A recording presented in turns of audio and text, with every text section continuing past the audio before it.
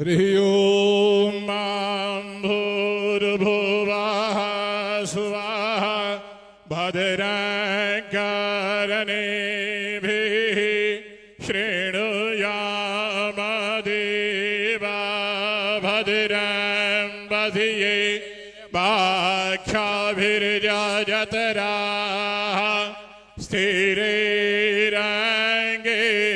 सुष्ठुवा गैषस्तनभिर्व्यथीमहि देवहितं यदायुः शतमिं शरदो अन्ति देवाजतरा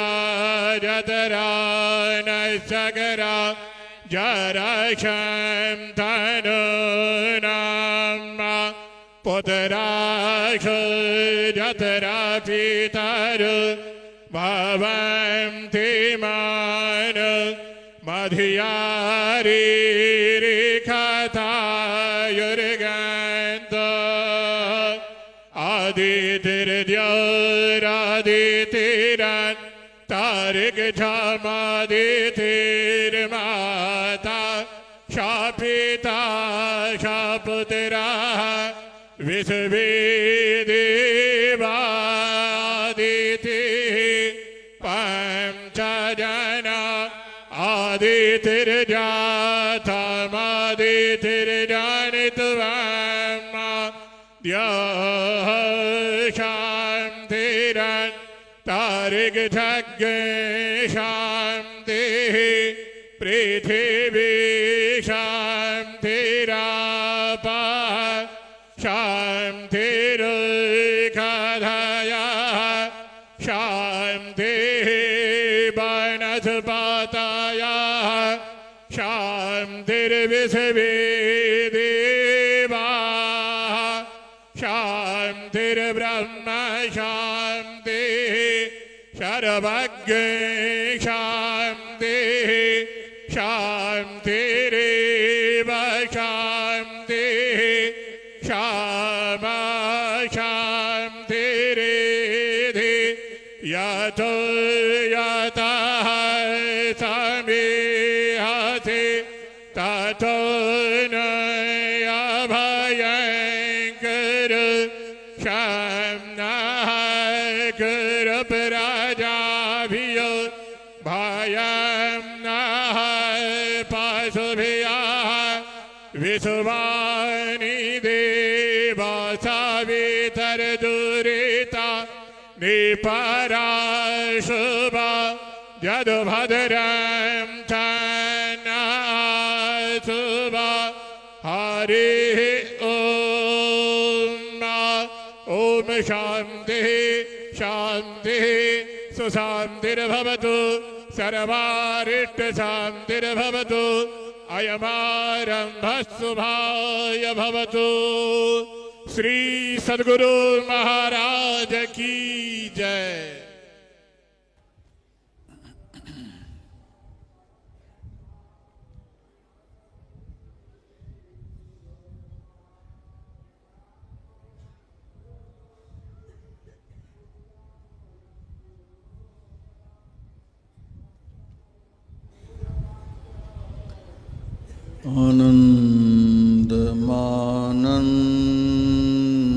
आनन्दमानन्दकरं प्रसन्नं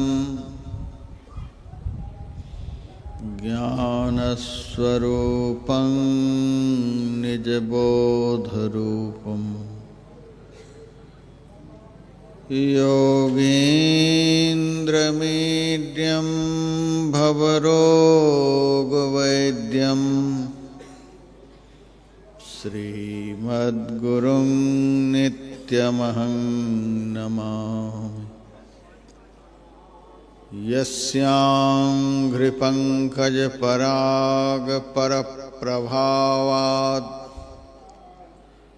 भूत्वा कृतिमतां श्रुतिमाचरामि तं सद्गुरुं सततसर्वसुखं सदग्र्यं वन्दे सदा विमलबोधघनं विचित्रम् वन्दो गुरुपदकञ्जकृपासिन्धुनररूपहरि महामोहतमपुञ्ज जासुवचन रविकर्णिकर। मेरा मुझ में कुछ नहीं, जो कुछ है सब तोर, तेरा तुझको सौंपते क्या लगेगा मोर।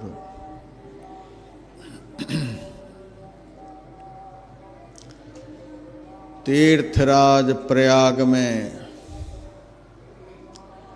महाकुंभ पर्व पर आयोजित मास ध्यान साधना एवं सत्संग शिविर में पधारे हुए सम्माननीय साधु समाज,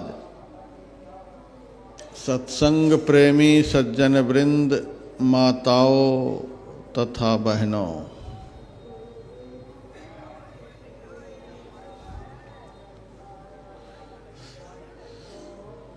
दुनिया के सबसे अधिक पवित्र स्थान पर हम लोग अपने को पवित्र बनाने के लिए आए हैं।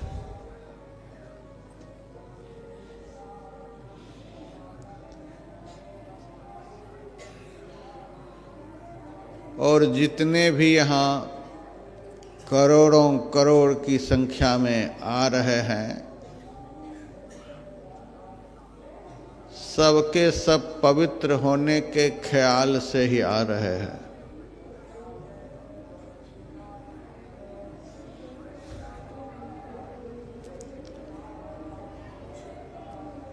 अब इस माघ मेले का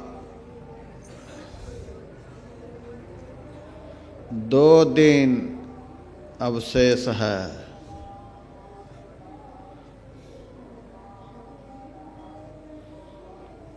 दो दिनों में ही पवित्र होने के लिए जो कुछ भी बचा हुआ है उसको पवित्र कर लेना है।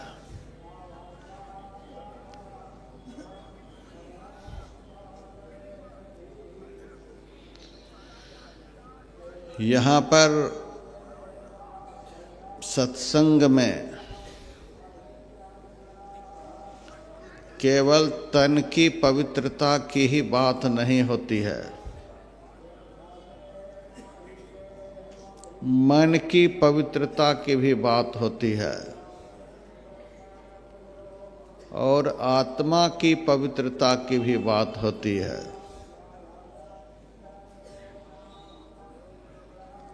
बाहर की पवित्रता की भी बात होती है और भीतर की पवित्रता की भी बात होती है। यह भी बात स्पष्ट करके बता दी जाती है कि बाहर की पवित्रता अस्थायी है और भीतर की पवित्रता स्थायी है। अस्थायी पवित्रता भी हो और स्थायी पवित्रता भी हो, तब पूरी पवित्रता होगी। संत और शास्त्र को दोनों पवित्रता मान्य है। कल भी मैंने सुनाया था, सौ बाह्याभ्यंतरो शुचि। वेद भगवान कहते हैं अंदर भी पवित्र हो और बाहर भी पवित्र हो, तब पूरी पवित्रता होगी। और पवित्र होना भी बहुत आवश्यक है।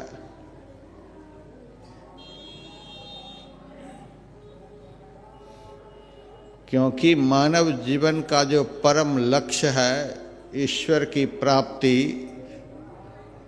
वह सब प्रकार से पवित्र हुए बगैर असंभव है।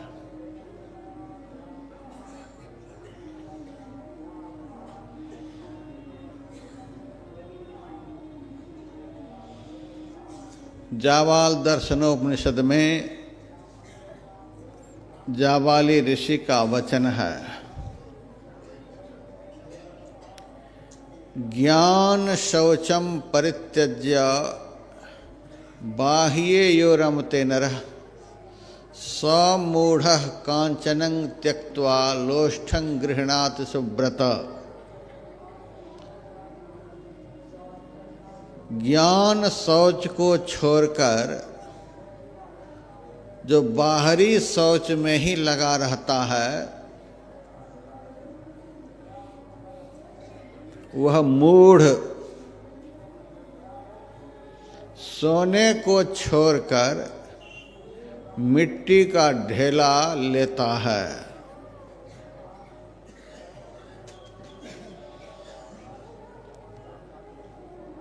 जो बाहर की पवित्रता पर ही ज़्यादा ध्यान देता है, बाहरी पवित्रता में ही दिन रात लगा हुआ रहता है,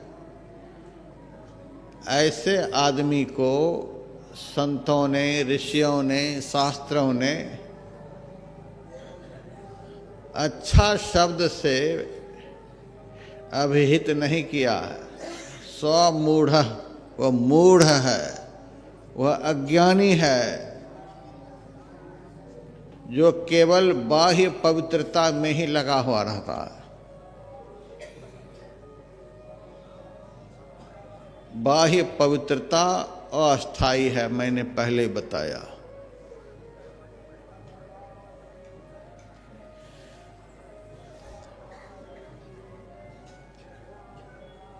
मिट्टी पवित्र होती है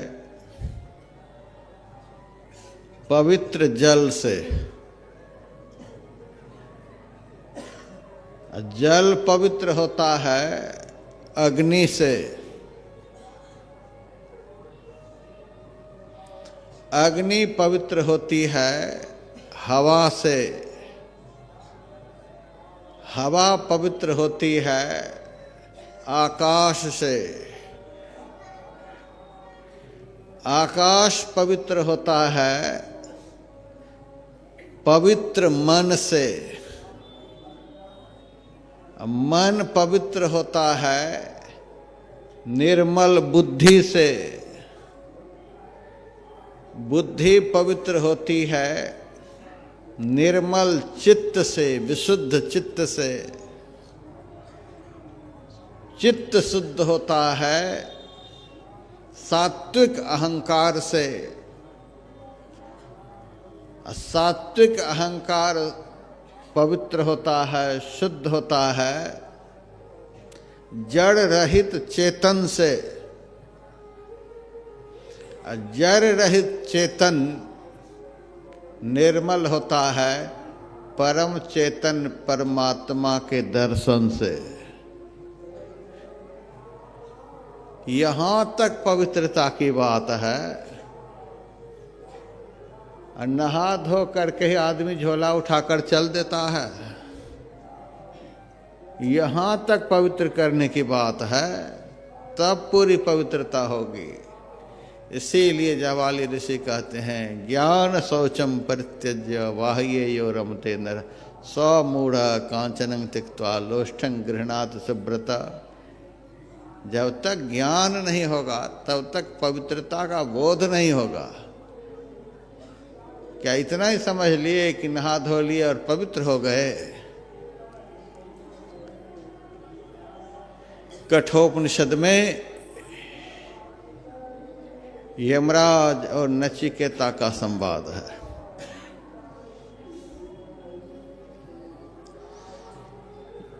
यमराज ने नचिकेता से कहा था, ना वीरतो दुश्चरितान ना शांतो ना समाहितः ना शांत मानसो वापी प्रज्ञानेन मापनुयात्।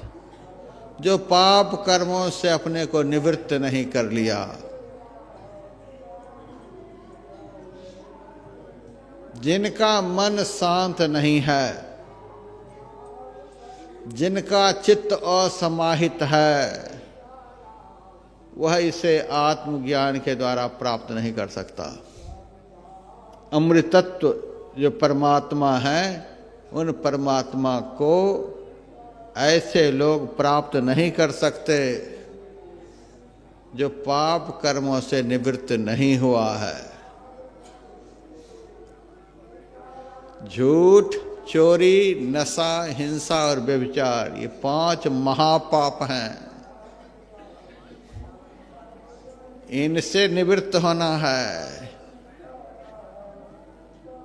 स्नान करके झोला उठाकर चल देते हैं, इन 5 पर ध्यान नहीं देते हैं।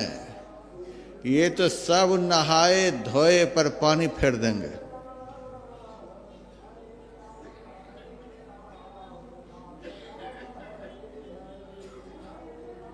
गज को कहा सरिता नहवाए, बहुरी धरे वही ढंग, छार मन हरि विमुखन को संग।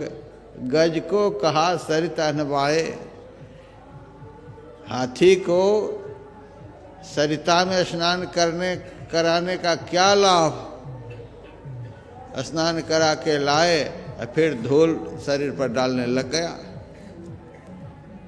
स्नान करके निकले,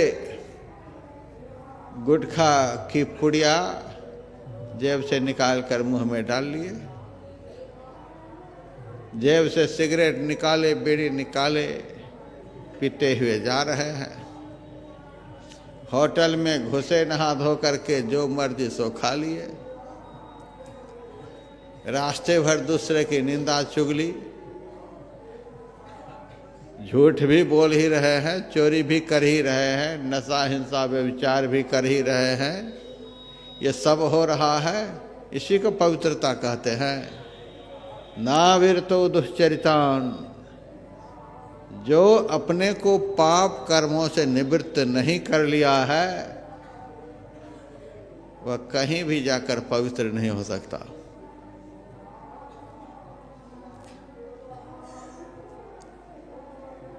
जिनका मन अशांत है, वह कुछ भी कर ले पवित्र नहीं हो सकता। जिसका चित्त असमाहित है और नियंत्रित है, कुछ भी कर ले वह पवित्र नहीं हो सकता। ज्ञान के द्वारा पवित्रता होती है। ज्ञान शौचम, ज्ञान के द्वारा पवित्रता होती है। यह सत्संग क्या है? ज्ञान यज्ञ है। सत्संग में ज्ञान की प्रधानता होती है। साधु के मुंह से ज्ञान की वर्षा होती है और इस वर्षा का सबको अनुभव होता है। हम पवित्र हुए कि नहीं हुए, इसका कुछ अनुभव भी तो होना चाहिए। हम भोजन किए कि नहीं किए, यह दूसरा आदमी प्रमाण दे करके बताएगा। भोजन किए हैं कि नहीं किए हैं, यह तो खुद से अनुभव करेंगे। भोजन करने पर भूख मिट जाती है, नहीं करने पर भूख नहीं मिटती है। पानी पीने से प्यास बुझ जाती है, नहीं पीने से प्यास नहीं बुझती है। उसी तरह से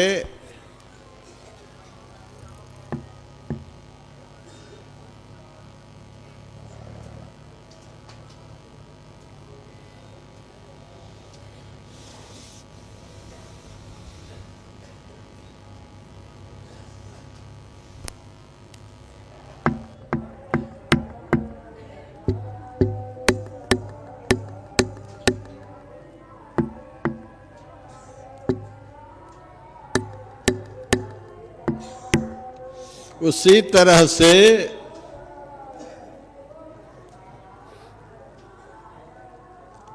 पवित्र हो जाने पर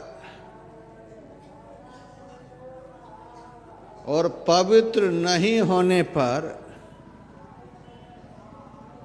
कुछ फर्क पड़ता है।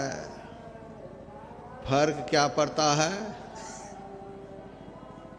भगवान श्री राम का वचन है, पाप बंत कर सहज स्वभाऊ, भजन मोर तेहि भावन काऊ। मन की मलिनता का यही परिचय है, मन की अपवित्रता का यही परिचय है।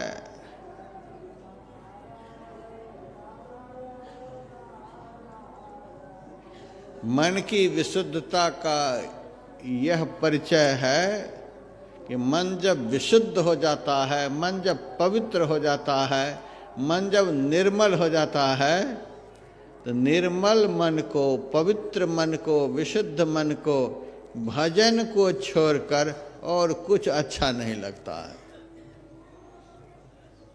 यह मन की पवित्रता का परिचय है। भजन छोड़कर कुछ अच्छा नहीं लगे। यदि सब कुछ अच्छा लग रहा है तो समझ लीजिए कि मन पवित्र नहीं हुआ। मन की पवित्रता हद तक अस्थाई पवित्रता है। साधु संतों को तन की पवित्रता से ज़्यादा ध्यान मन की पवित्रता पर रहता है। बहुत ऐसे ऐसे महापुरुष धरती पर हुए जो कभी स्नान ही नहीं करते थे, टट्टी पेशाब पर ही लेटे रहते थे, तो भी उन संतों का दुनिया में नाम है। टट्टी पेशाब पर शरीर सना हुआ है, तो भी दुनिया में नाम है। मैंने बहुत बार सुनाया है, ऋषभ भगवान को कौन नहीं जानते हैं। जैन धर्म वहीं से चला हुआ है। इतना पवित्र धर्म को प्रकट करने वाले महापुरुष टट्टी पेशाब पर लेटे रहते थे। पवित्रता कितनी!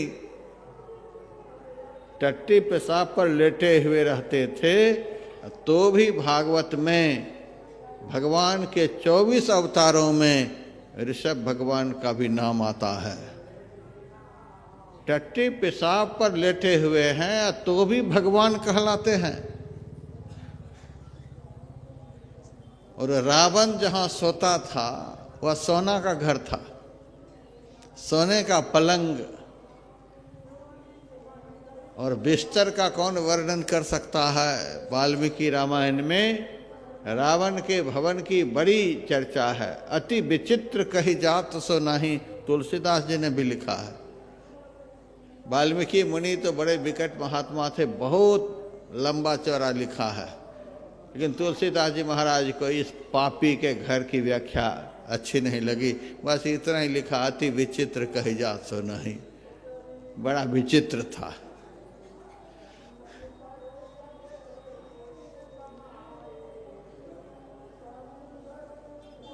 सोना स्वाभाविक रूप से देखने में बड़ा पवित्र होता है।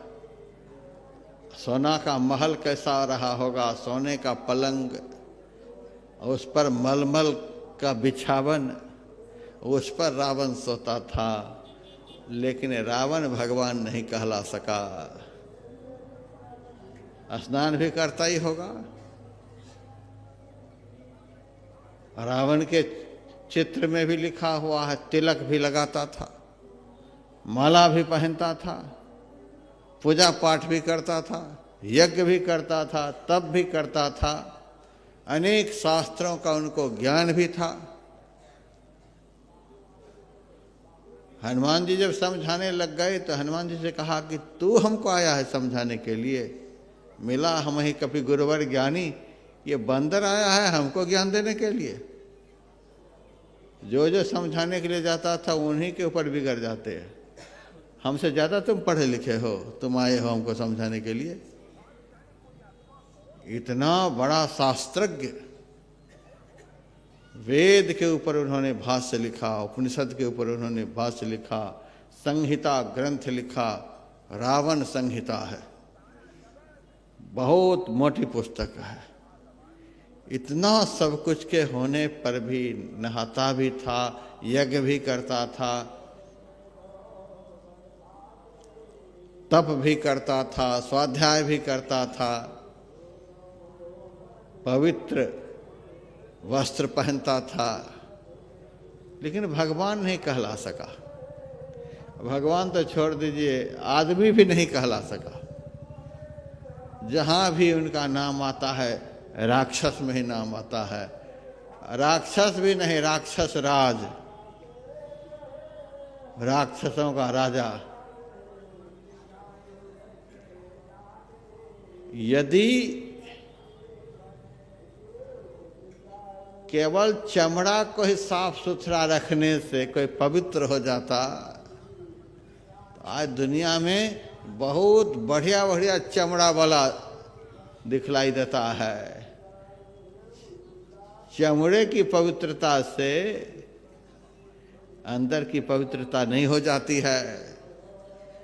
और यह भी मैंने बहुत बार सुनाया, कितना भी चमड़ा को धो लीजिए, चमड़ा पवित्र होने वाला है ही नहीं। अब मांस को कितना भी धो लीजिए, मांस भी पवित्र होने वाला नहीं। हड्डी को कितना भी धो लीजिए, हड्डी कभी पवित्र होने वाली नहीं। खून को कितना भी फिल्टर कर लीजिए, खून कभी पवित्र होने वाला नहीं। यह सब पवित्र होने वाला है ही नहीं। ज्ञान शौचम परित्यज्य बाह्य यो रमते नरः स्वमूढ़। जो हड्डी को धोकर पवित्र होना चाहता है, जो चमड़े को धोकर पवित्र होना चाहता है, जो खून को धोकर पवित्र होना चाहता है,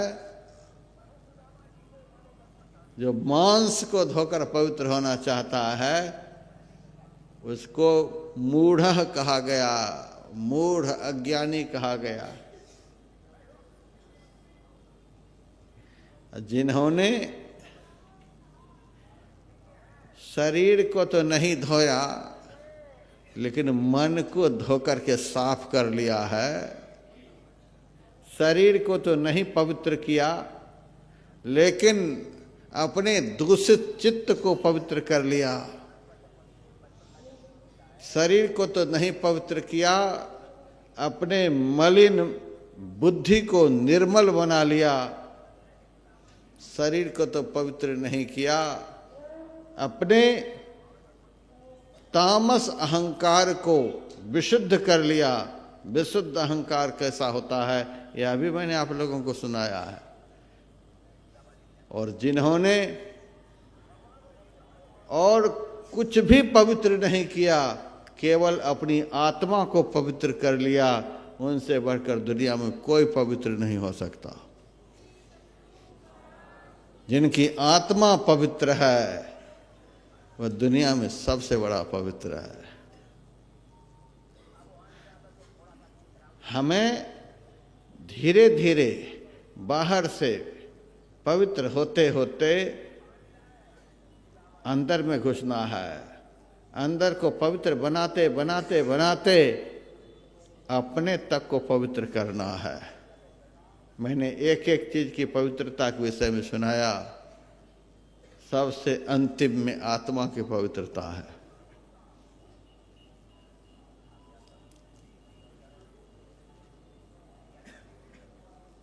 इस शरीर के ऊपर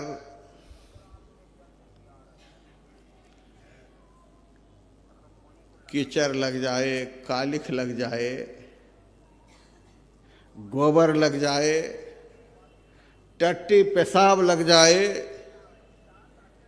तो क्या कहेंगे, शरीर अपवित्र हो गया? नहीं। हड्डी पर पैर पड़ जाए, हड्डी पर पैर पड़ने से आपको कोई कहेगा कि आपको पाप लग गया? नहीं कहेगा। टट्टी पेशाब पर आपका पैर पड़ जाए, आपको कोई नहीं कहेगा कि आपको पाप लग गया। दुनिया की गंदी से गंदी चीज पर पैर पड़ जाए, शरीर में वह लग जाए, कोई नहीं कहेगा कि आपको पाप लग गया। इसको पाप नहीं कहते हैं।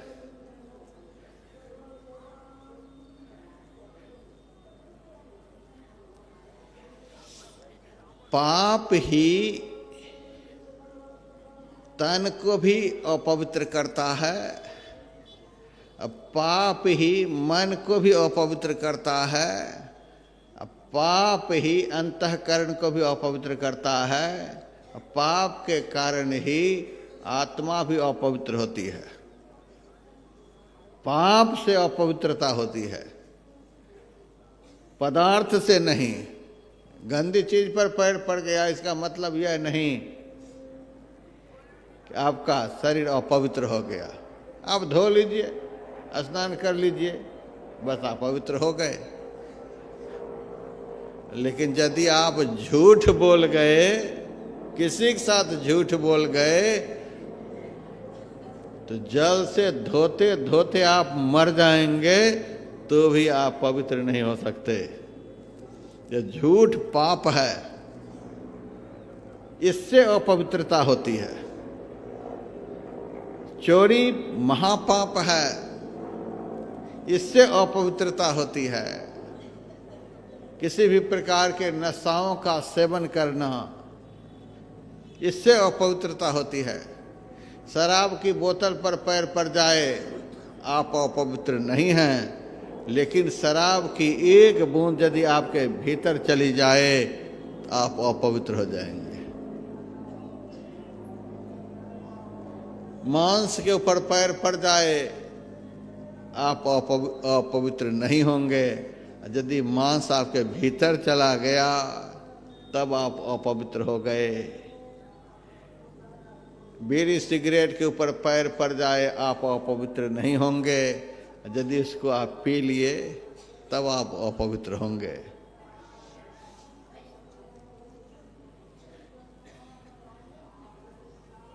मातृबुद्धि से यदि किसी के चरण का आप स्पर्श कर लिए, पवित्र भावना से यदि आप किसी के चरण का स्पर्श कर लिए तो आप अपवित्र नहीं हुए। भले ही नारी जाति है, नारी जाति का स्पर्श पवित्र भाव से उनका चरण छू करके प्रणाम कर लीजिए, आप अपवित्र नहीं होंगे। लेकिन मलिन बुद्धि से स्पर्श करते हैं, इससे आपको पाप लगता है। दूसरे की निंदा करने से पाप लगता है। दूसरे की बुराई देखने से, दूसरे के दुर्गुण का बखान करने से पाप लगता है। और अपना दुर्गुण यदि बोला जाए तो पाप का नाश हो जाता है। अपनी निंदा करने से पाप का नाश होता है।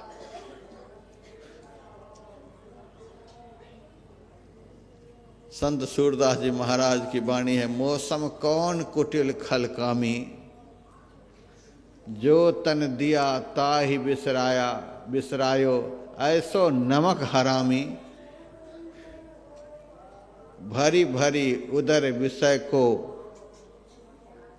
चाख्यो, जैसे सुकर ग्रामी। कैसा कैसा शब्द का प्रयोग हुआ है। मौसम कौन कुटिल खलकामी, मेरे जैसा कुटिल दुष्ट कामी दुनिया में कौन। अपने दुर्गुण का बखान करने से पाप नहीं होता है, और यदि इसी मुंह से दूसरे के दुर्गुण का बखान हम करते हैं तो महापाप होता है। पर निंदा सम अघन गरीसा।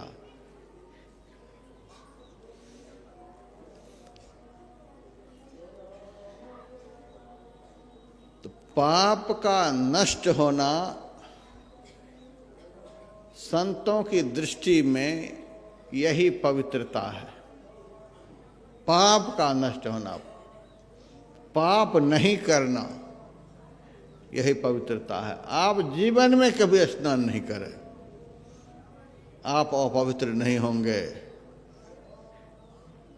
आप जीवन में कभी कोई पाप नहीं करें, बिना स्नान किए ही दुनिया के सारे स्नान करने वालों से आप पवित्र हैं। यदि आपसे किसी भी प्रकार का पाप नहीं होता है, आप घर में रहते हैं, परिवार में रहते हैं, काम धंधा में लगे रहते हैं, यदि आपके शरीर से, मन वचन कर्म से कोई पाप नहीं होता है, तो घर परिवार में रहते हुए भी जीवन में कभी स्नान, यज्ञ, तीर्थ नहीं करते हुए भी आप पुण्यात्मा हैं, आप धर्मात्मा हैं। अधर्म का नहीं होना यही धर्म कहलाता है। आदमी थोड़ा सा अन्न का दान कर देता है, सोचता है मैंने धर्म कर लिया। एक दो दिन के लिए किसी तीर्थ में चले गए, सोचता है हमने धर्म कर लिया। जा कर के स्नान कर लिए, इतने से समझता है हमने धर्म कर लिया।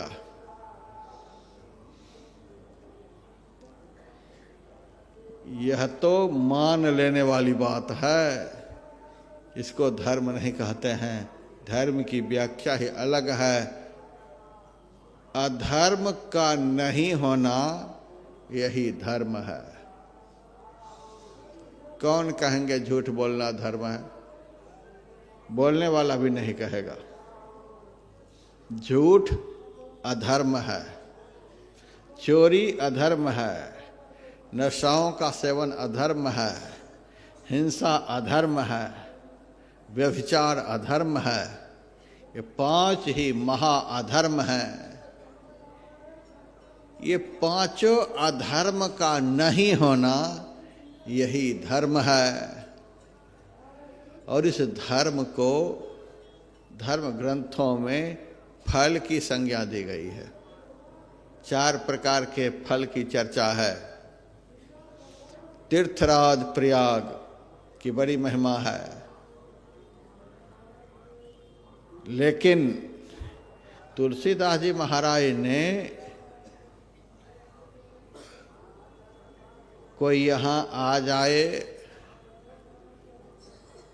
स्नान कर ले, थोड़ा बहुत पंडे को दान कर ले और यहाँ से झोला उठा करके घर चला जाए, इतना ही करने वाले को 4 फल मिल जाता, नहीं लिखा है। 4 फल किसको मिलता है? मुद मंगलमय संत समाजू, जो जग जंगम तीर्थ राजू। संतों का समाज ही आनंद और कल्याणमय है, जो चलता फिरता तीर्थराज है। संतों का समाज चलता फिरता तीर्थराज है। एक जड़ तीर्थ होता है जहाँ आप चलकर जाते हैं, दूसरा जंगम तीर्थराज है जो चलकर आता है। एक में हम पवित्र होने के लिए जाते हैं और दूसरा हमको पवित्र करने के लिए चलकर आते हैं, वह जंगम तीर्थराज है। और इस तीर्थ की महिमा, जो तीर्थ हमारे पास चलकर आता है हमको पवित्र करने के लिए, इस तीर्थराज की विशेष महिमा बताए हैं।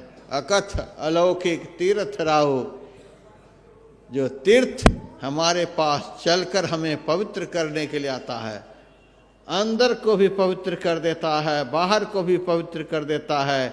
ऐसा तीर्थ जो चलकर हमारे पास आता है, अंदर बाहर को पवित्र करने के लिए, उस तीर्थ की महिमा के विषय में कहते अकथ। इस तीर्थराज की महिमा को कोई कह नहीं सकता। अलौकिक जड़ तीर्थराज की महिमा का वर्णन तो मत्स्य पुराण में बहुत अध्यायों में है, पद्म पुराण पढ़ें उसमें भी बहुत अध्यायों में है, बहुत सारे पुराण हैं, उन पुराणों में तीर्थराज प्रयाग की बड़ी महिमा है, बहुत अध्यायों में है। लेकिन संत तीर्थ की महिमा का वर्णन करते करते शास्त्र आखिर में कह देते हैं अकथ, हम नहीं कह पाएंगे। कहते कहते सारे शास्त्र के पन्ने भर जाते हैं, लेकिन आखिर में उनको कहना पड़ता है कि हम नहीं कह पाएंगे। अकथ, अकथनीय है, वाणी से परे, अलौकिक, बड़े ही आश्चर्यमय, अकथ अलौकिक तीर्थ राउ संत महापुरुष जो होते हैं, अकथनीय आश्चर्यमय तीर्थों के राजा होते हैं। देय सद्य फल, प्रत्यक्ष फल देने वाले, प्रकट प्रभाव, इसकी महिमा प्रकट है, गुप्त नहीं। संत समाज रूपी तीर्थराज प्रयाग में आप लोगों का आज अहोभाग्य है। एक तो यह स्थान ही तीर्थराज प्रयाग है, और इस तीर्थराज प्रयाग में अकथ अलौकिक तीर्थराज प्रयाग का पदार्पण हो चुका है। डबल तीर्थराज प्रयाग, तीर्थराज में, जड़ तीर्थराज में जंगम तीर्थराज का समागम हो गया है। यह सत्संग का कार्यक्रम जो है, जड़ तीर्थराज में जंगम तीर्थराज का समागम, इसको भी हम तीर्थराज का संगम ही कह सकते हैं। यहाँ तो गंगा यमुना दो नदियाँ मिली हैं, तो उस मिलन स्थान को त्रिवेणी संगम कहते हैं। जहाँ दो तीर्थराज मिले हैं उसको क्या कहेंगे? तीर्थराज का संगम। एक स्थान तीर्थराज और दूसरा जंगम तीर्थराज, ये दोनों तीर्थराज का यहाँ पर मिलन हुआ है। यह तो तीर्थराज का संगम हो रहा है। सरस्वती नदी के लिए बताया जाता है अंतः सलिला है। गंगा की धारा को आप आंख से देखिएगा, देखत श्यामल धवल हलोरे, श्याम धारा यमुना की धारा है, श्वेत धारा गंगा की धारा है। दोनों धारा को मिलते हुए हम लोग यहाँ देखते हैं। लेकिन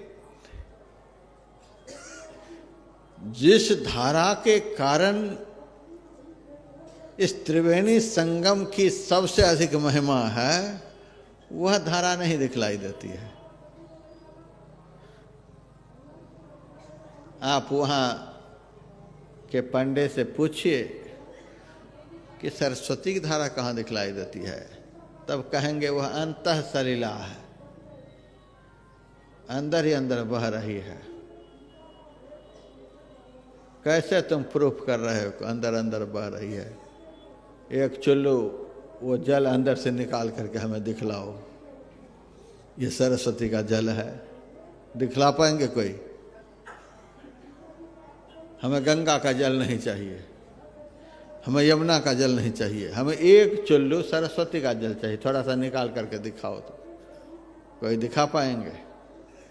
लेकिन महिमा है उसी अंतः सलिला के कारण इस स्थान की, सरस्वती के कारण ही इस गंगा यमुना के मिलन स्थान की महिमा है। भले ही अंदर अंदर बह रही है, लेकिन महिमा उसी के द्वारा है इस स्थान की। नहीं दिखाई पड़ रही है सरस्वती, यह अलग बात है, लेकिन महिमा उसी से है। जो संसार दिखलाई दे रहा है, यह संसार तो कुछ भी नहीं है, यह दुःखालयम अशाश्वतम है। इस संसार में व्यापक ब्रह्म जो नहीं दिखलाई दे रहे हैं, महिमा उसकी है। जो नहीं दिखलाई दे रहे हैं, महिमा उसी की है। जो दिखलाई दे रही है तो दुख का घर है। गंगा यमुना का वहां मिलन हो रहा है, सरस्वती अंतः सलिला है।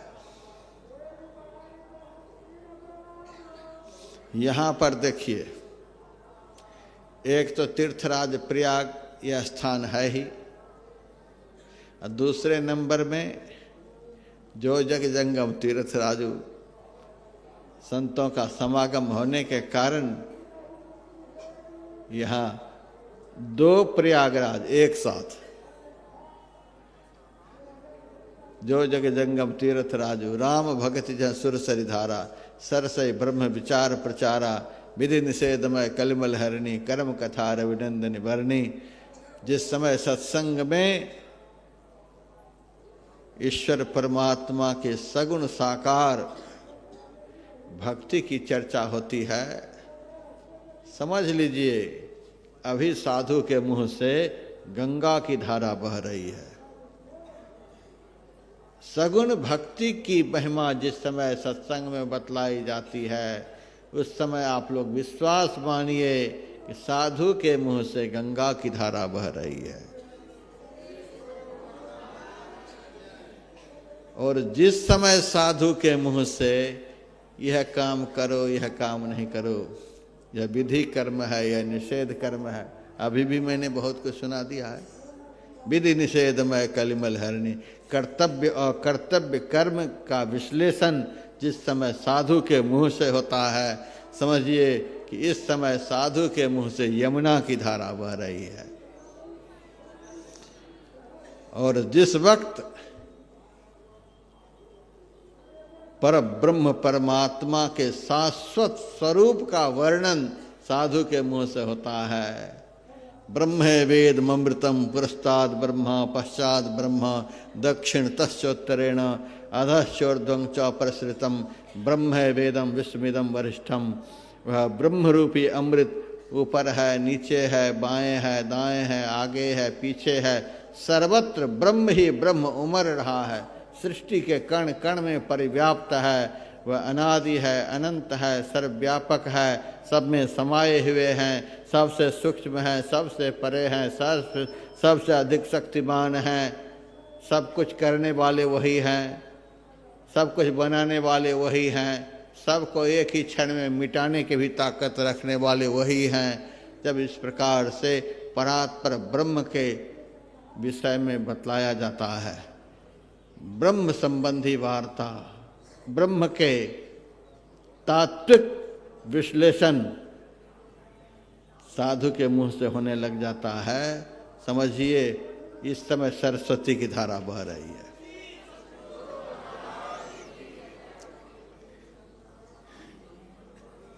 जिनको हम नहीं देखते हैं उनके भी विषय में जब साधु बोले, यही तो अंतः सलीला है। नहीं देख रहे हैं, जिनको हम नहीं देख रहे हैं, साधु उनको देखते हैं, विश्वास रखते हैं। जैसे पंडा को विश्वास है कि यहाँ सरस्वती अंतः सलिला है, उसी तरह से संत को विश्वास है सृष्टि में व्यापक तत्व जो है वही तत्व ब्रह्म है। विश्वास के तहत अनुभव की कसौटी पर कसकर संत जब ब्रह्म तत्व का निरूपण करते हैं, उस समय साधु के मुंह से सरस्वती की धारा बहने लग जाती है। सरसई ब्रह्म विचार प्रचारा, यह भी तीर्थराज प्रयाग है। गंगा यमुना सरस्वती की चर्चा यहाँ हो रही है। यह जंगम तीर्थराज। एक तीर्थराज और है,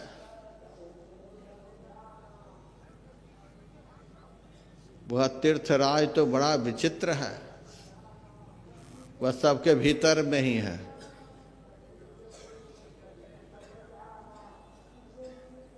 उसके विषय में सुनने की भी कोई जरूरत नहीं है, उनको केवल देखना होता है।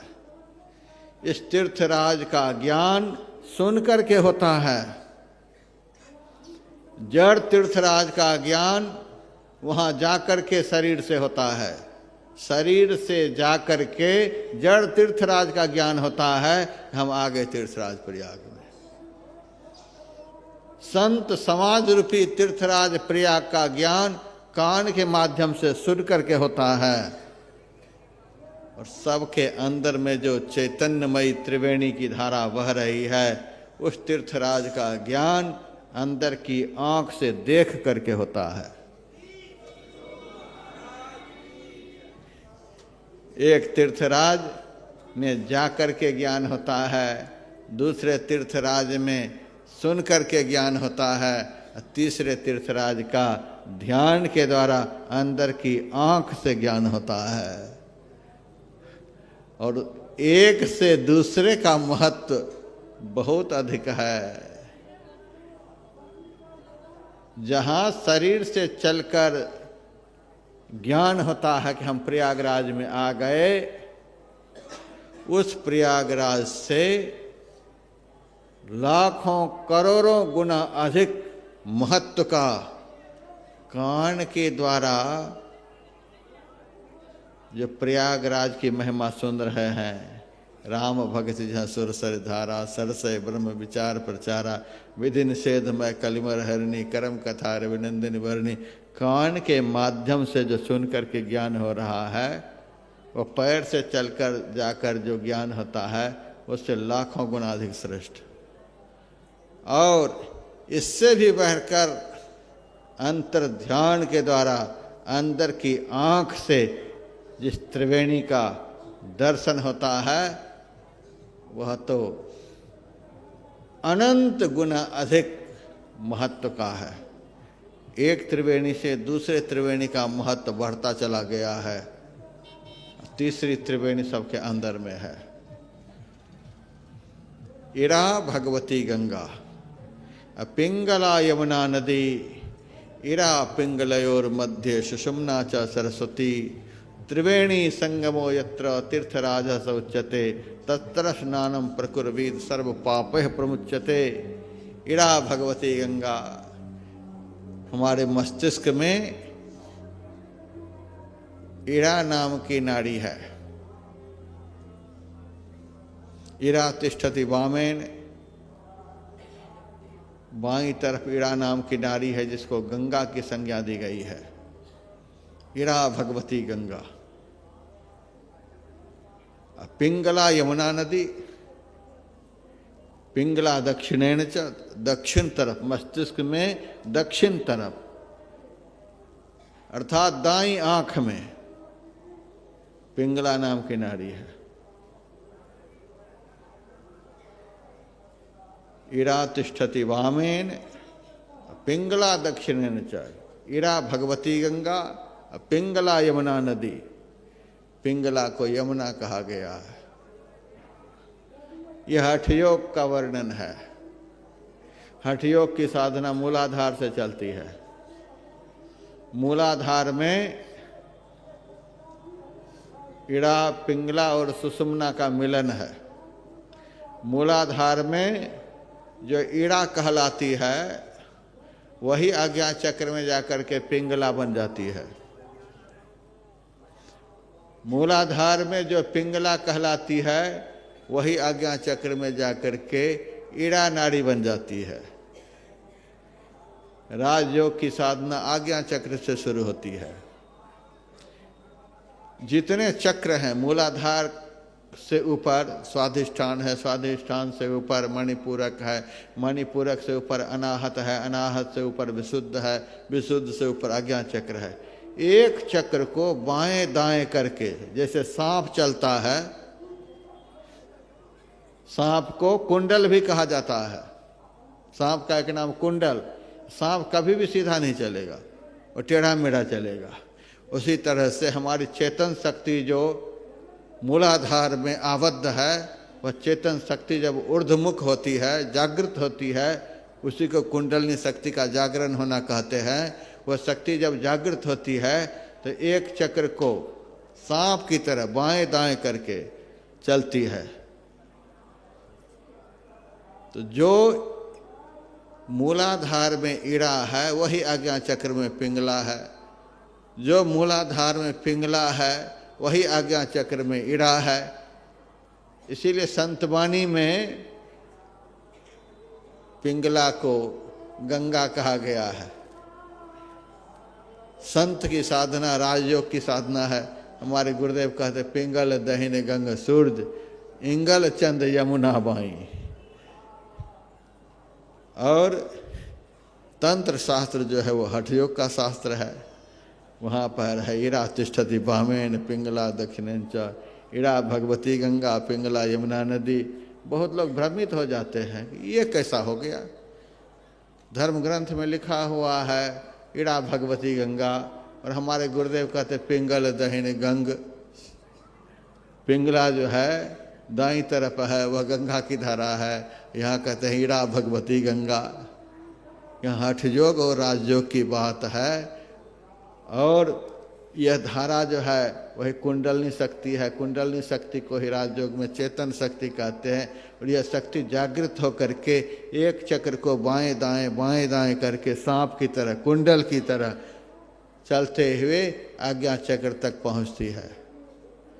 तो जो यहाँ नीचे में ईड़ा वही ऊपर में पिंगला, जो नीचे में पिंगला वही ऊपर में ईड़ा। इस तरह से इसकी गति चलती है। जो भी है चलिए। गंगा की धारा शीतल होती है और सफेद भी होती है, शीतल भी और सफेद भी। और यमुना की धारा गर्म और श्याम। यमुना की धारा गर्म क्यों? तो यमुना किसकी बेटी है? सूरज की बेटी है। इसीलिए यमुना की धारा गर्म। बाप का गुण लेकर के यमुना बहती है, वह गर्म धारा है। और गंगा की उत्पत्ति कहाँ से हुई है? हिमालय से। हिम के घर से, बर्फ के घर से गंगा निकली है। इसलिए गंगा की धारा शीतल है। कर्म तो जीवन में बहुत तरह के होते हैं। शुभ कर्म भी होते हैं, अशुभ कर्म भी होते हैं। तो कर्म की धारा कभी मलिन होकर के बहती है, कभी निर्मल होकर के बहती है। मलिन निर्मल ये दोनों मिश्रित धारा यमुना की धारा है। इसीलिए इसमें श्यामलापन है। और परमात्मा की भक्ति जो है वह तो अति निर्मल है। राम भगति जहाँ सुरसरी धारा। और बर्फ का रंग उजला होता है, बर्फ से वो धारा निकली है।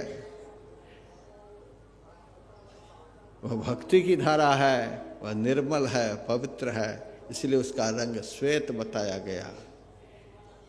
ईड़ा भगवती गंगा,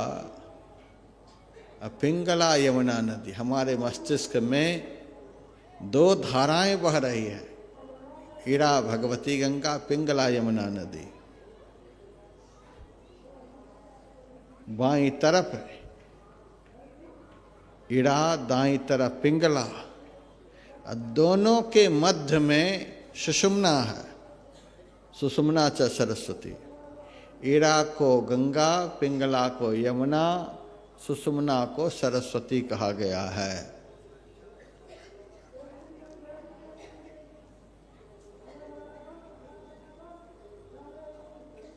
ये दोनों धाराएं जहां अंदर में मिलती हैं, उस मिलन स्थान का ही नाम सुषुम्ना है, सरस्वती है। ईड़ा और पिंगला ये दोनों नाड़ियां, दोनों आँखों के मध्य मुकाबले अंदर में जो सुषुम्ना नाम की नाड़ी है, वहाँ जब मिलती हैं तो वहाँ अंदर में त्रिवेणी संगम हो जाता है। उस त्रिवेणी संगम की चर्चा हम क्या कर सकते हैं। वह असली त्रिवेणी संगम, उसको चैतन्य त्रिवेणी कहते हैं। यहाँ जो प्रत्यक्ष में अरेल घाट के पास बह रही है वह जड़ त्रिवेणी, अभी सत्संग में जंगम त्रिवेणी, और ध्यान के समय में ईड़ा पिंगला, ये दोनों जब सुषुम्ना में मिलती हैं तो वह चैतन्यमयी त्रिवेणी है। और उस चैतन्यमयी त्रिवेणी की महिमा कहते त्रिवेणी संगमो यत्र तीर्थराजस उच्यते। यह जो त्रिवेणी संगम है तीर्थराज कहकर जनाया गया है, दुनिया का सबसे श्रेष्ठ तीर्थराज कहकर जनाया गया है।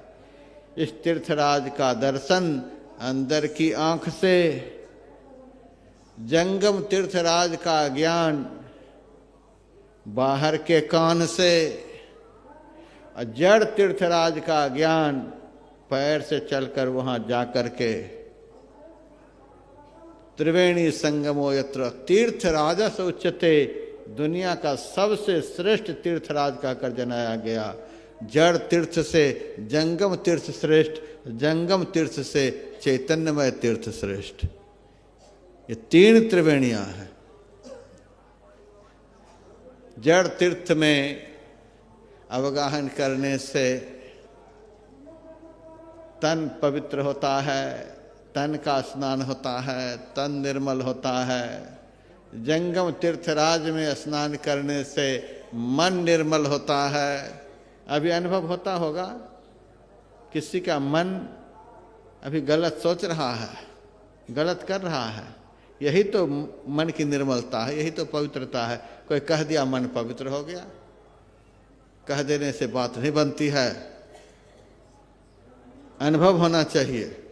अभी सबको अनुभव होता होगा अभी हमारा मन कैसा है, सत्संग शुरू होने से पहले हमारा मन कैसा था, आरती के बाद मन कैसा रहता है। आप लोगों के पास मन है, आप ही इसका अनुभव करेंगे, दूसरा कोई अनुभव नहीं करेगा। आप अनुभव करते होंगे अपने मन स्थिति का, अभी हमारा मन कैसा है, अभी मन निर्मल हो रहा है, अभी मन पवित्र है, इसीलिए वातावरण शुद्ध है। किसी को लगता है कुंभ के मेले में हम लोग बैठे हैं, हजारों की संख्या में माताएं बहनें, इतनी संख्या में माताएं चुप हों, इधर तो चुप हो जाएं तो बात भी समझ में आती है, और इधर चुप हो जाएं, ये दो तो चुप नहीं होती कभी। और हजारों की संख्या में माताएं बैठी हुई हैं, एक शब्द नहीं निकलता है, ये चुप्पी कहाँ से आ गई? इतना वातावरण शांत कैसे हो गया? जब मन पवित्र होता है तो वातावरण पवित्र हो जाता है। जिनके पवित्र होने से वातावरण पवित्र हो जाए, समझ लीजिए वही जंगम तीर्थराज है। जंगम तीर्थराज वातावरण को शुद्ध कर देता है। देखिए, और आप वहां जाइए जहां धक्के धुक्की की बात होती है, वहां कितना हलचल है, कितना शोर मच रहा है। इतनी संख्या में यदि वहां तट पर लोग इकट्ठे हो जाएं तो कितना शोर मचता है। और यहाँ पर देखिए, इससे 10 गुना भी संख्या होती है सत्संग में, इतनी ही शांति। मन जब पवित्र होता है तो देखिए, मैंने पहले बताया आकाश की शुद्धि होती है निर्मल मन से। आकाश, यहाँ का आकाश मंडल सत्संग वचन के कारण जो मन पवित्र हो गया है, इसलिए आकाश मंडल शांत हो गया, आकाश शुद्ध हो गया। शुद्ध आकाश के अंदर वायु जो बह रहा है, वायु भी पवित्र। यहाँ की जो गर्मी एक दूसरे को लग रही है, वह गर्मी भी पवित्र, वह गर्मी अग्नि तत्व का परिचय है। गर्मी भी पवित्र। यहाँ की गर्मी जो है एक दूसरे को लगे तो जीवन बदल जाए। सत्संगी सत्संगी की गर्मी में रहे फिर क्या कहना है, ये गर्मी तो भीतर में गर्मी पैदा कर देंगे, मन की गर्मी को ठंडा कर देंगे। ऐसी गर्मी, यहाँ जल भी पवित्र, धरती भी पवित्र, मन पवित्र हो जाए तो आकाश पवित्र, हवा पवित्र, अग्नि पवित्र, जल पवित्र, मिट्टी पवित्र, इतना वातावरण को पवित्र कर देने की ताकत जंगम त्रिवेणी में है। जब जंगम त्रिवेणी की इतनी महिमा है, अब चैतन्यमय त्रिवेणी, चैतन्यमय त्रिवेणी में आत्मा का स्नान होता है, आत्मा की निर्मलता होती है। आत्मा के पवित्र हो जाने पर एक पवित्र महापुरुष यदि धरती पर रहे, सारे संसार को पवित्र कर सकते हैं। आत्मा को पवित्र कर लेने वाले महापुरुष सारे संसार को पवित्र करने में समर्थ होते हैं। वहां जाकर तो सब पवित्र होते हैं। तीर्थपति आव सब कोई, सारे तीर्थ संत तीर्थ का सेवन करते हैं। सारी दुनिया के तीर्थ यहाँ आए हैं प्रयागराज का दर्शन करने के लिए। अब प्रयागराज सारे तीर्थों को लेकर सूक्ष्म रूप से बैठे हैं संत का दर्शन करने के लिए। साधारण बात है, संत तीर्थ सबसे बड़ा तीर्थ होता है, क्योंकि संत की आत्मा पवित्र होती है, और आत्मा पवित्र होती है अंदर की त्रिवेणी में स्नान करने से। सर्व पापैः प्रमुच्यते, संत का परिचय भगवान श्री राम ने दिया है। खट विकार जित अनघ, संत का परिचय के लिए शब्द है अनघ, पाप से रहित, पाप से रहित संत होते हैं। अंदर की त्रिवेणी का फल सर्व पापैः प्रमुच्यते, सभी पापों से मुक्ति। और संत के लिए कहते अनघ, अनघ वही हो सकता है जो सभी पापों से मुक्त हो गया है, तन को भी पवित्र कर लिया। तन में मिट्टी तत्व है, जल तत्व है, अग्नि तत्व है, वायु तत्व है, आकाश तत्व है, मन भी है, बुद्धि भी है, चित्त भी है, अहंकार भी है, जो सबको पवित्र करके बैठा हुआ है, उन्हीं को संत कहते हैं। और इन सब की पवित्रता त्रिवेणी संगमो यत्र तीर्थराज शौच्यते तत्र स्नानम प्रकुर्वीत सर्व पापैः प्रमुच्यते, सभी पापों से मुक्ति। और थोड़ा सा आप लोगों का दिमाग हम साफ कर देते हैं। सब तरह के पाप करने वाले जड़ तीर्थ में जा सकते हैं। सब तरह के पाप करने वाले वहां पहुंच सकते हैं, कोई उनको रोक नहीं पाएगा।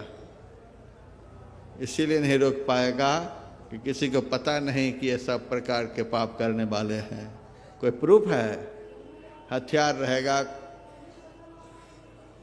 कुछ गलत चीज साथ में झोला में अटैची में रखेगा तो यंत्र के द्वारा इसका पता चल जाएगा। लेकिन पांचों पापों से वह भरा हुआ आदमी है, कौन यंत्र वहां काम करेगा?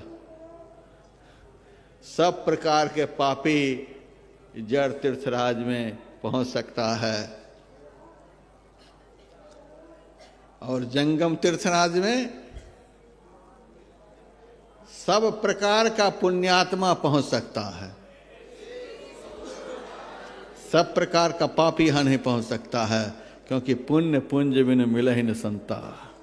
सब प्रकार का पुण्यात्मा, सब प्रकार का पुण्य जिन्होंने किया है, तन को पवित्र करने के लिए, मन को पवित्र करने के लिए, बुद्धि को पवित्र करने के लिए, एक एक रोम कूप को पवित्र करने के लिए जिन्होंने अंदर और बाहर की साधना की है, जिन्होंने सब प्रकार का पुण्य किया है, वही जंगम तीर्थराज में पहुंच सकता है।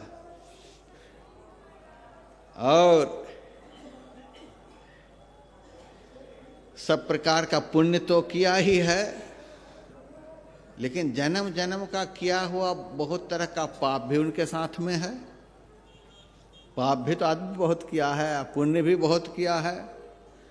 सब प्रकार का पुण्य करने वाला और सब प्रकार के पाप को भी करने वाला, ऐसे मिश्रित व्यक्ति जंगम तीर्थराज में आ जाता है। केवल सब प्रकार के पुण्यात्मा ही यहाँ नहीं आए हैं। पुण्यात्मा और साथ साथ थोड़ा बहुत जो पाप किए हैं वह दोनों लेकर के यहाँ आए हैं। यहाँ तो दोनों लेकर के आ सकते हैं। पुण्य का पहाड़ लेकर के भी आ सकते हैं और पाप का पहाड़ लेकर के भी आ सकते हैं। जड़ तीर्थराज में जाने के लिए पुण्य के पहाड़ की कोई ज़रूरत नहीं, केवल पाप के पहाड़ लेकर के पहुंच सकते हैं। लेकिन इस जंगम तीर्थराज में केवल पाप का पहाड़ लेकर जाना नहीं होता, पुण्य का भी पहाड़ चाहिए। यहाँ पर दोनों पहाड़ टकराता है। जंगम तीर्थराज में दोनों पहाड़ टकराता है। आप कहेंगे कैसे टकराता है? जब मन कहता है टिकट तो आज का ही है घर का, जब घर की याद आने लग जाती है, लड़के बच्चे की याद, यदि सत्संग के समय में इन वचनों को छोड़कर, जो वचन यहाँ से निःसृत हो रहा है, इन वचनों को छोड़कर यदि थोड़ा भी इधर उधर मन हाथ पैर मार लिया तो समझिए पहाड़ से पहाड़ टकरा रहा है। एक तरफ पुण्य ने हमको इस जंगम तीर्थराज में ले आया और दूसरी तरफ से पाप हमको संसार के चिंतन में बीच बीच में घुसा देता है। यहाँ पहाड़ पहाड़ टकरा रहा है। यहाँ तो ऐसी व्यवस्था है, जंगम तीर्थराज में ऐसी व्यवस्था है, पहाड़ पहाड़ से टकरा रहा है। लेकिन टकराते टकराते आप उठे नहीं, सत्संग से उठे नहीं, आरती से पहले उठे नहीं। यदि एक भी आदमी उठ जाता है सत्संग के समय, उस आदमी को देखने का मन नहीं करता है। पाप ने पुण्य के पहाड़ को चूर करके अब निकल करके जा रहा है। पाप के पहाड़ ने चूर चूर कर दिया उनके पुण्य के पहाड़ को, इसीलिए आरती से पहले वह उठ करके निकलता है। और आरती से पहले यदि कोई नहीं निकले यहाँ से तो समझ लो पुण्य के पहाड़ ने पाप के पहाड़ को चूर चूर करके धूल में मिला दिया है।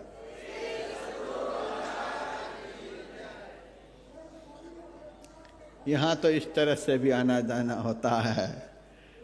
लेकिन अब सुनिए तीसरी त्रिवेणी, एक त्रिवेणी से दूसरे त्रिवेणी में जाने के लिए बहुत बड़ी बड़ी बातें होती हैं। वहाँ एक पहाड़ लेकर के, यहाँ दो पहाड़ लेकर के, तीसरी त्रिवेणी में तो दोनों पहाड़ जब चूर चूर हो जाते हैं, निश्चिंतो योग उच्चते, जब संसार के सारे शुभाशुभ कर्मों से वृत्ति बिल्कुल अलग हो जाती है, तभी वहाँ जाना होता है। त्रिवेणी संगमो यत्र तीर्थराजस उच्यते तत्र स्नानम प्रकर्वी। किसी भी प्रकार के पाप का संस्कार लेकर अंदर की त्रिवेणी में कोई पहुंच नहीं सकता। किसी भी प्रकार के पाप का संस्कार लेकर अंदर की त्रिवेणी में कोई पहुंच नहीं सकता। उसके बाद उस त्रिवेणी में यदि कोई पहुंच गया तो पाप रहने नहीं पाएगा, कोई संस्कार रहने नहीं पाएगा। सारा पहले का शुभाशुभ संस्कार भस्म हो जाता है। एक तो वहाँ कोई अशुभ संस्कार जा ही नहीं सकता, और वहाँ पहुँच जाने के बाद कोई बुरा संस्कार उसके साथ रह नहीं सकता। और गारंटी ऐसी वहाँ जो एक बार स्नान कर लिया, उस त्रिवेणी में जो एक बार स्नान कर लिया, सर्व पापैः प्रमुच्यते, सभी पापों से मुक्ति मिल जाती। उस आदमी से फिर जीवन में कोई पाप हो नहीं सकता। ऐसी वह त्रिवेणी है। जड़ त्रिवेणी में पापी पाप करता हुआ चला जाएगा, स्नान करके पाप करता हुआ घर पहुंच जाएगा। इस जंगम त्रिवेणी में आदमी बैठ करके अपने पाप को दमन करता है, पाप के पहाड़ को चूर चूर कर देता है, और आरती के बाद मन सत्संग के माहौल से जैसे अलग होता है, वैसे ही उस आदमी से कुछ न कुछ बाएं दाएं होने लग जाता है, शुभाशुभ कर्म होने लग जाता है। इस जंगम त्रिवेणी से निकलने के बाद तो पाप पुण्य शुरू हो जाता है, लेकिन अंदर की जो चैतन्यमय त्रिवेणी है, उस त्रिवेणी में यदि एक बार स्नान हो जाए तो फिर जीवन में पाप होगा ही नहीं, चाहते हुए भी पाप नहीं होगा। पाप करने की प्रवृत्ति ही उस त्रिवेणी में समाप्त हो जाती है। कृत कुमति काग सुभाग कलिमल कर्म धोई बहावहीं, सारे जन्म जन्म के शुभाशुभ कर्मों का संस्कार धुल जाता है। कर्म धोई बहावहीं, हिय हेरी हरस निहार, घर को पार हंस कहा वहीं। वे अपने अंदर ही अपने को देखकर प्रसन्न होकर और अपने घर के लिए, अपने असली घर के लिए तीव्र गति से चल पड़ता है। चलते चलते अपने घर में पहुंचकर पार हंस का वहीं वह परम हंस बन जाता है।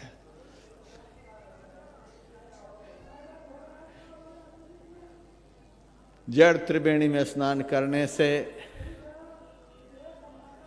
हमारा मन रूपी जो कौवा है,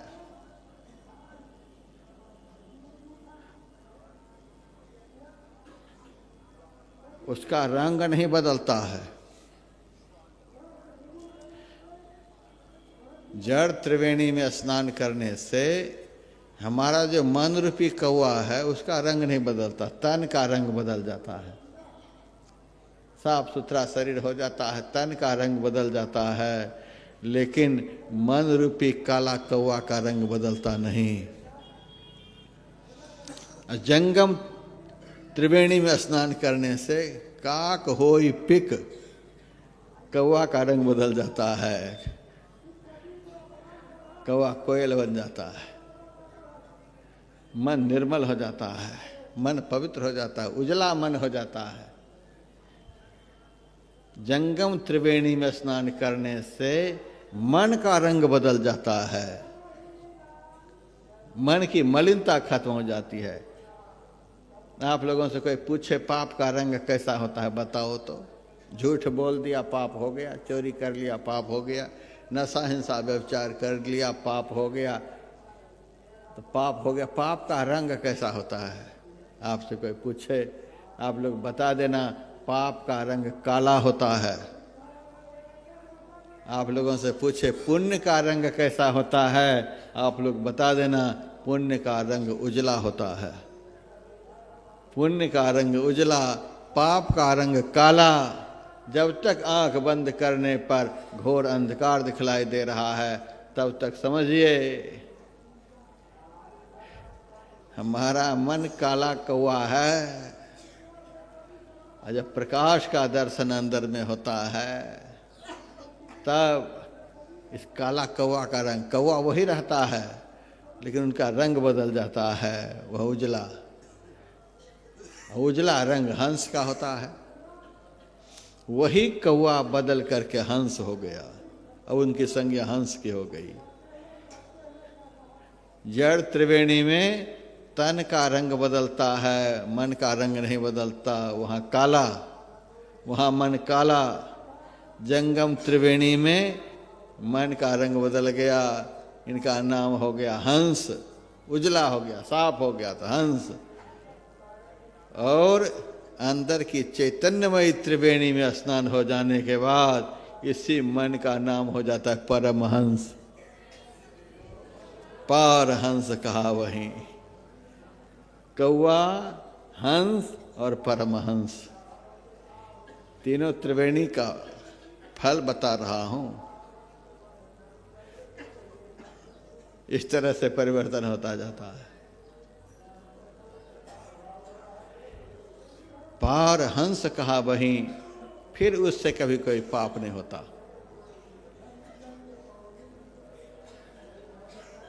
आत्मा के निर्मल होने के बाद फिर जिन्होंने अपनी आत्मा को निर्मल कर लिया उससे कभी पाप नहीं होता। सावधान मानद मदहीना, धीर भगति पथ परम प्रवीणा। सावधान संत जो होते हैं, सावधान, इतने सतर्क होते हैं कि उनकी किसी भी इंद्रियों के द्वारा कभी भी किसी भी प्रकार का अशुभ कर्म नहीं होता। सावधान का यही अर्थ होता है। सावधान। हिमालय में जब आप चलेंगे तो जगह जगह मोड़ों पर लिखा हुआ होता है सावधान। सावधानी हटी दुर्घटना घटी। जो असावधान होगा, जो सतर्क नहीं होगा, जो गफलत में पड़ा हुआ होगा, उसी के मन से पाप होगा। सावधान। संत के लिए कितना सुंदर शब्द का प्रयोग हुआ, सावधान। जो 24 घंटे सावधान, न जागृत में रहते, न स्वप्न में रहते, न सुसुप्ति में रहते, न तुरी में रहते, तुर्यातीतावस्था में जिनकी पहुंच हो जाती है, सावधान। तुर्या सेत अतीत शोध फिर सहज समाधि, भजन तेल की धार साधना निर्मल साधी। सावधान। 24 घंटे 14 इंद्रियां संत के पास हैं। 14 इंद्रियों से कर्म होते हैं, लेकिन किसी भी इंद्रियों में ताकत नहीं कि शास्त्र ज्ञान के विरुद्ध कोई कर्म कर बैठे। संत की इंद्रियां से, संत का यही परिचय, जिनके द्वारा कभी भी किसी भी प्रकार का पाप नहीं होता है। अंदर की त्रिवेणी में, चैतन्यमयी त्रिवेणी में स्नान करने वाले से कभी कोई पाप नहीं होता। वह निर्मल हो जाता। सर्व पापैः प्रमुच्यते। आप लोगों का मन नहीं डोलता है कि थोड़ा सा उसमें भी स्नान करें? अभी भी बाएं दाएं हाथ पैर मार लेते हैं स्नान करने के लिए वहाँ, तो वहाँ ध्यान में महाराज मन नहीं लगता है, मन नहीं लगता है। स्नान भी कर लेते हैं, पंडे से तिलक लगवा लेते हैं। तिलक में भी लिखा हुआ होता है महाकाल। तिलक में लिखा हुआ महाकाल। तो महाकाल को खोपड़ी में लगा करके आए हो तो ध्यान में कैसे मन लगेगा? ये महाकाल, काल तो खोपड़ी पर बैठा हुआ पहले से ही है, और डबल करके आए हो, कैसे मन स्थिर होगा? काल कर्म की गति को नष्ट करने के लिए यह कार्यक्रम हो रहा है, और तो महाकाल को खोपड़ी पर लेकर के आए हो। महाराज ध्यान नहीं बनता है? थोड़ा सा मन नहीं करता है कि एक बार इस त्रिवेणी की तरफ भी झांके? जड़ त्रिवेणी में चल कर जाना होता है। जंगम त्रिवेणी में बहुत जन्मों के पुण्य से आना होता है। और अंदर की चैतन्यमयी त्रिवेणी में तन को, मन को, बुद्धि को, चित्त को, सब कुछ को पवित्र करके जाना होता है। कौआ हंस, हंस परमहंस हो जाता है। मिली तूल मूल अतुल स्वामी, धाम अविचल बस रही, आदि आदि अंत विचारी पद को, तुलसिता प्यो की भई। उसी त्रिवेणी के विषय में तुलसीदास जी महाराज का संकेत है। फल की बात हो रही थी। फल मिलता है। आप बाएं दाएं होकर के जहाँ स्नान करने के लिए जाते हैं, मैं तो देखता हूँ जैसे जाते हैं वैसे आते हैं, फल तो कोई साथ में आता ही नहीं।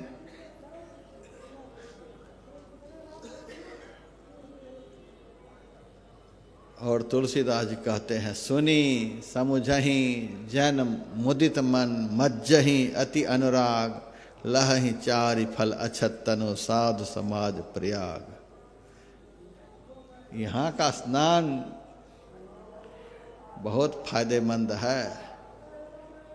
खाली झोला नहीं जाएंगे आप लोग, लेकिन झोला में ये सारे फल लेकर तभी आप जा सकते हैं जब इन सारी बातों पर ध्यान देंगे। जंगम तीर्थराज की महिमा जब बता देते हैं तो जयकार पर जयकार होने लग जाता है।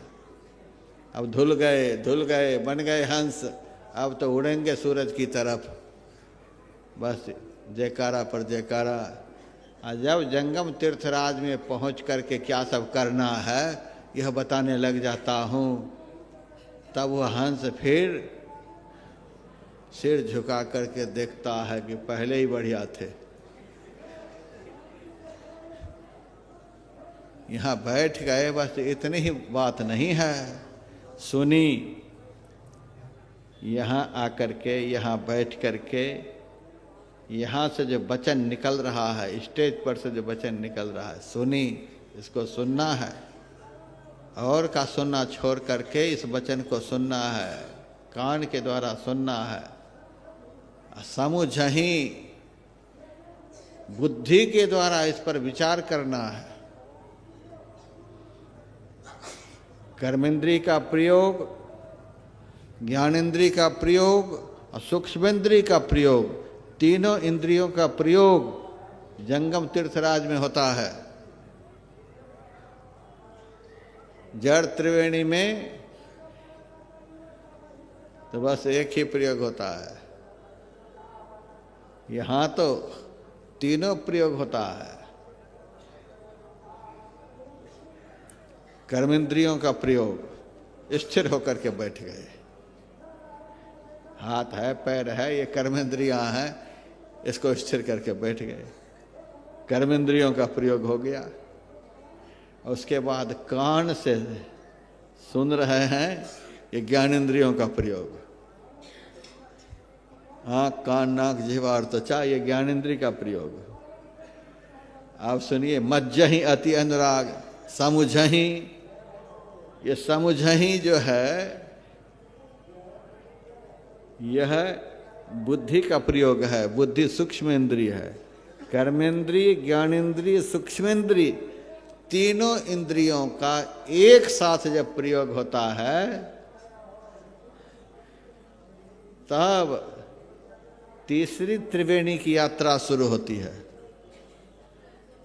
जंगम तीर्थराज में इन तीनों का प्रयोग होना चाहिए, कर्मेंद्रियों, ज्ञानेंद्रियों और सूक्ष्मेंद्रियों, तीनों इंद्रियों का समागम। यहाँ तो समागम समागम संगम संगम की ही बात हो रही है, तीन तीन की ही बात हो रही है, इसीलिए तीन तीन पर मैं जोर लगा रहा हूँ। जड़ त्रिवेणी, जंगम त्रिवेणी, चैतन्यमय त्रिवेणी, और इस जंगम त्रिवेणी में कर्मेंद्रिय, ज्ञानेंद्रिय, सूक्ष्मेंद्रिय, ये तीनों इंद्रियों का प्रयोग एक साथ। सुनी,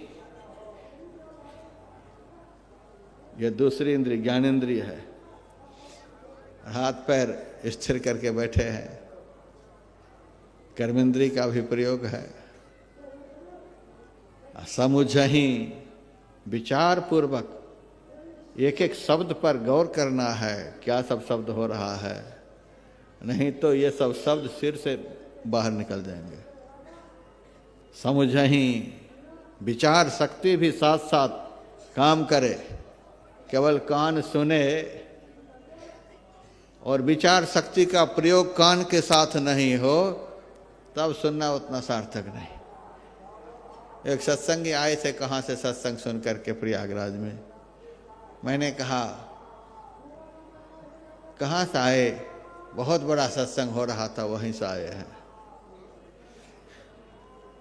बहुत बड़ा सत्संग से आए। क्या सब सुने, क्या सब सुने, क्या सब सुनकर क्या आए? बहुत बड़ा सत्संग से। बहुत भीड़ थी महाराज, बहुत भोज हो रहा था, बहुत भीड़, बहुत भोज।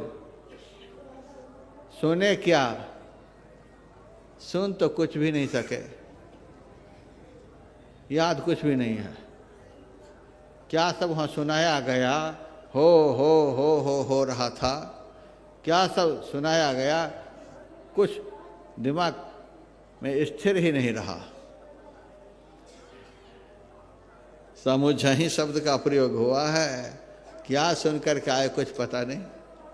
बहुत लोग कहते महाराज यहाँ तो एक ही विषय से रोज पाठ हो रहा है, रामायण से एक ही विषय पर रोज पाठ हो रहा है। आज 28वां दिन है, यही पाठ हो रहा है रोज। इसीलिए कि विचार शक्ति प्रौढ़ हो जाए।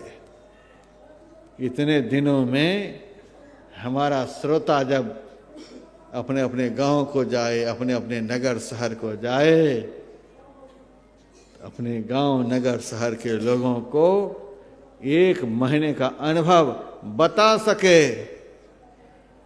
क्या सुन करके आए? बहुत भीड़ थी, बहुत भोज की व्यवस्था थी, रोज खीर पूरी चल रही थी, मिठाई भी मिल रही थी, ये सब हो रहा था, वो सब हो रहा था। ये सब खूब वर्णन करके सुना दिए, लिख लोढ़ा पर पत्थर हो गया, कुछ भी नहीं हुआ। खूब खीर खाए, खूब मिठाई खाए, पूरी खाए। यहाँ तीर्थराज प्रयाग में आप लोगों को बस इतना ही मिला है। यह सब तो होटल में भी मिल जाएगा, इससे भी ज़्यादा होटल में मिल जाएगा। यही सब सुनाने के लिए इतना मैं एनर्जी लॉस कर रहा हूँ। 28 दिन हो गया, अब 2 दिन बचे हैं। आप समाज में जाकर के क्या बताएंगे? जब तक सूक्ष्म इंद्रिय का संयोग नहीं होगा ज्ञान इंद्रिय के साथ, तब तक आप कुछ भी नहीं बता पाएंगे।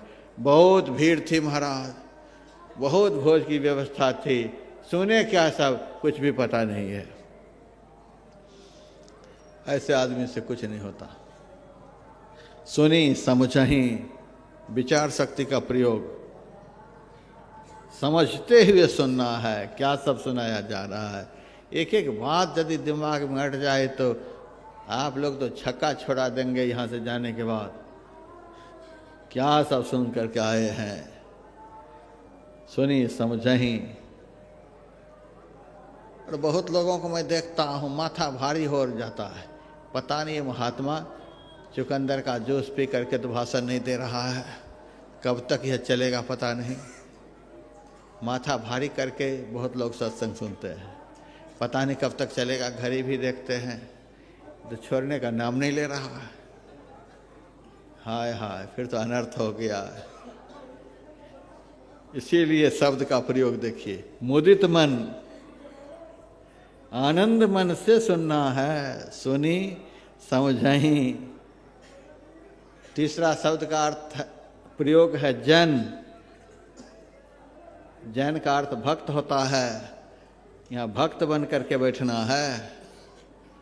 भक्त उसको कहते हैं जिनकी निष्ठा भगवंत में हो, अपने आराध्य देव में, अपने आराध्य देव में निष्ठा रख करके यहाँ बैठना है। जन, मुदित मन और आनंदित मन से।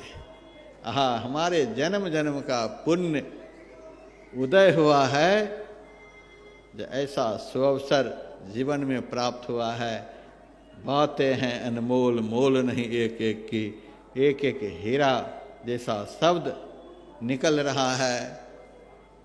और हम जन्म जन्म के दरिद्र को ये हीरा कितनी संख्या में प्राप्त हो रहा है, यह सब विचार करेंगे तब मन में आनंद होगा।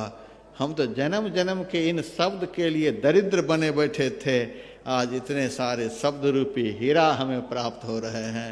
जब यह भाव रखेंगे एक एक शब्द के प्रति, तब आपको सुनने में आनंद आएगा। मुदित मन सुनी समझही जन, मुदित मन।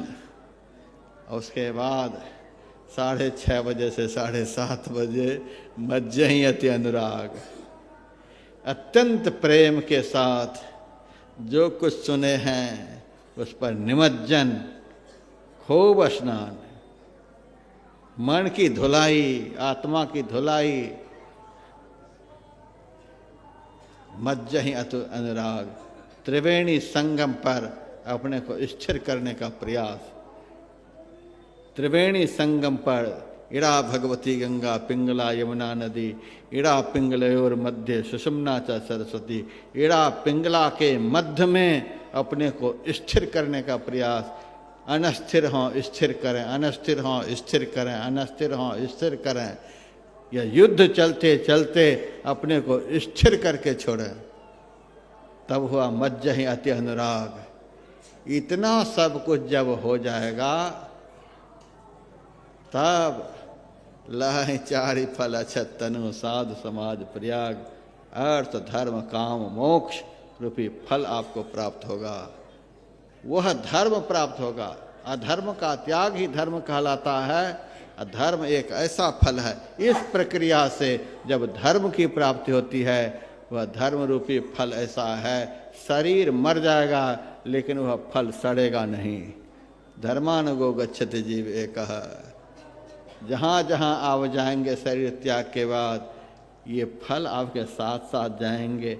जिनके साथ में झोले में इतने फल रहेंगे, वो कहीं भी जाए वो कभी दुखी होंगे। जिनका झोला झड़ चुका है उन्हीं को खाली हाथ निकलने में खतरा है। जिनके झोले में ये चारों फल हैं, वो तो कहीं जाए, पाताल में भी जाएंगे तो आनंद बरसेगा, आकाश में जाएंगे तो आनंद बरसेगा, हिमालय में जाएंगे आनंद बरसेगा, विंध्याचल में जाएंगे आनंद बरसेगा, राक्षस के बीच में रहेंगे तो भी आनंद बरसेगा, कहीं भी जाएंगे। इस प्रक्रिया से जो जीवन में चारों फलों को प्राप्त कर लेंगे, उनको चैतन्यमय त्रिवेणी में स्नान का फल यह मिलेगा कि कहीं भी रहने पर उनको कभी दुख नहीं होगा। इसलिए कहते हैं जो आनंद संत फकीर करे, सो आनंद नाही अमीरी में। तीनों त्रिवेणियों का दर्शन कराया गया। अब इसमें निमज्जन का प्रयास आप लोगों को करना है। यही थोड़ा सा भी सुनाया। एक छोटा सा भजन सुने, 2 आध्यात्मिक आरती। उसके बाद महर्षि में है अनुभव प्रकाश, संत में है लीलामृत।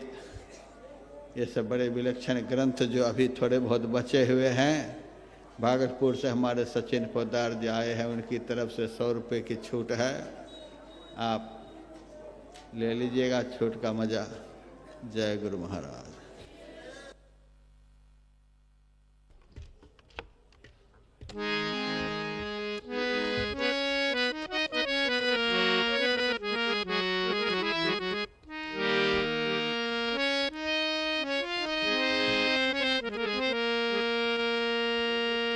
श्री सद्गुरु महाराज की जय।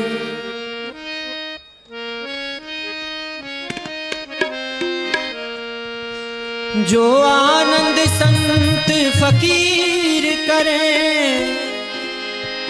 वो आनंद ना है अमीरी में। जो आनंद संत फकीर करे, वो आनंद ना है अमीरी में। सुख दुख में समता साध रहे, कुछ खौफ नहीं जागीरी में। जो आनंद संत फकीर करे, जो आनंद संत फकीर करे, ऐसो आनंद ना है अमीरी में। ऐसो आनंद ना है अमीरी में। सुख दुख में समता साध रहे, सुख दुख में समता साध रहे, कोई खौफ नहीं जागीरी में, जो आनंद संत फकीर करे। हर रंग में सेवक रूप रहे, अमृत जल का जो कूप रहे, अमृत जल का जो कूप रहे, सत्कर्म करे और चुप रहे, भले न छाँव रहे या धूप रहे, भले छाँव रहे या धूप रहे, निष्काम बने जग में बिसरे, निष्काम बने जग में बिसरे, और रहे वो धीर गंभीरी में, जो आनंद संत फकीर करे, जो आनंद संत फकीर करे, ऐसो आनंद ना है अमीरी में, सुख दुख में समता साध रहे, कोई खौफ नहीं जागीरी में, जो आनंद संत फकीर करे।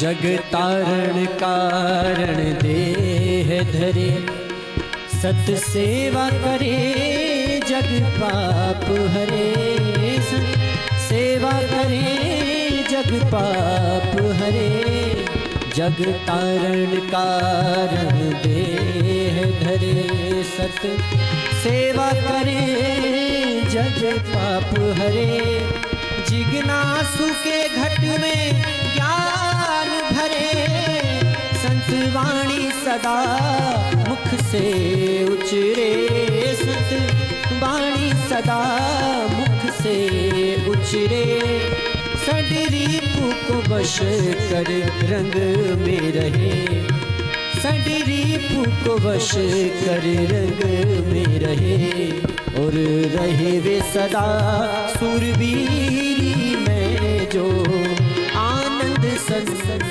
फकीर करे, जो आनंद संत फकीर करे, ऐसो आनंद ना है अमीरी में, ऐसो आनंद ना है अमीरी में, सुख दुख में समता साध रहे, कोई खौफ नहीं जागीरी में, जो आनंद संत फकीर करे।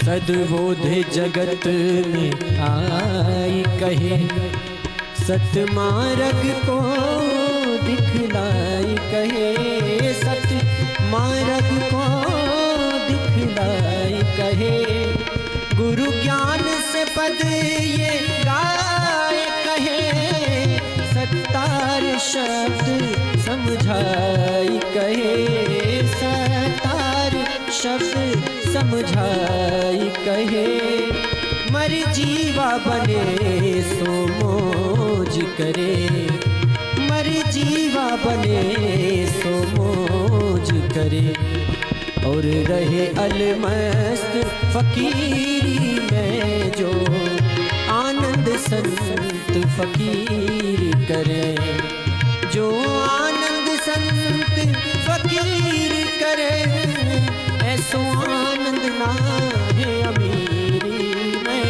ऐसो आनंद ना है अमीरी में, सुख दुख में समता का साध रहे, सुख दुख में सबका साध रहे। कोई खौफ नहीं जागीरी में, जो आनंद संत फकीर करे। ऐसो आनंद ना है अमीरी में, जो आनंद संत फकीर करे। जो आनंद संत फकीर करे, जो आनंद संत फकीर करे। बोलिए प्रेम से श्री सद्गुरु महाराज की जय। मोहित सेठी मेरठ की तरफ से गुरु महाराज के फोटो वाले कलम पर 30 रुपए की छूट। अब वह कलम सिर्फ 20 रुपए में मिलेगा। मंजुला देवी, पति कमलेश्वरी प्रसाद मंडल, फारबिसगंज अररिया की तरफ से महर्षि में ही ज्ञान प्रकाश पुस्तक पर 10 रुपए की छूट। आरती संग सतगुरु के कीजय, अंतर ज्योत होत लख लीजय। पांच तत्व तन अग्नि जराई, दीपक चास प्रकाश करी जय। गगन थाल रवि शशि फल फूला, मूल कपूर कलश धर दीजय। अक्षत नभ तारे मुक्ताहल, पोहप माल हियहार गोही जय।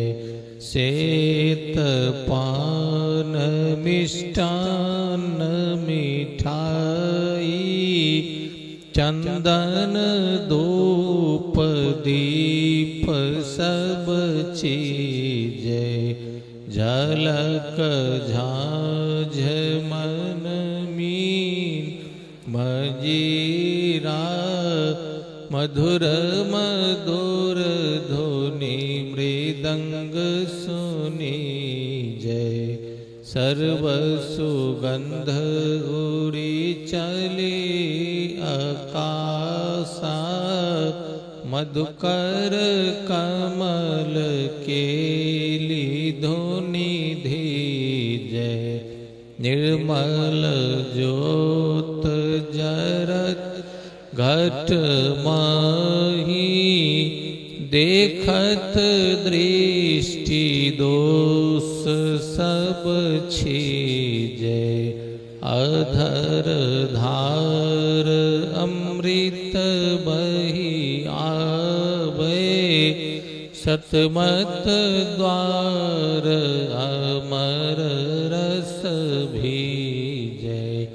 पी पी होय सूरत मत वाली, चढ़ी चढ़ी उमगी अमीरस रीझै।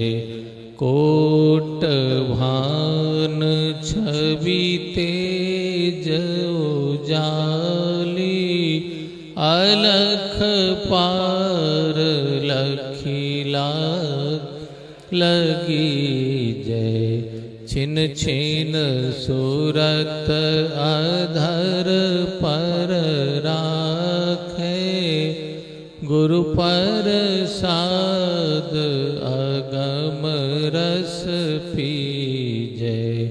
दमकत करक करक गुरु धामा, उलटिया लल तुलसी तन तीजै। आरती तन मंदिर में की जय, दृष्टि युगल कर सन्मुख दीजै।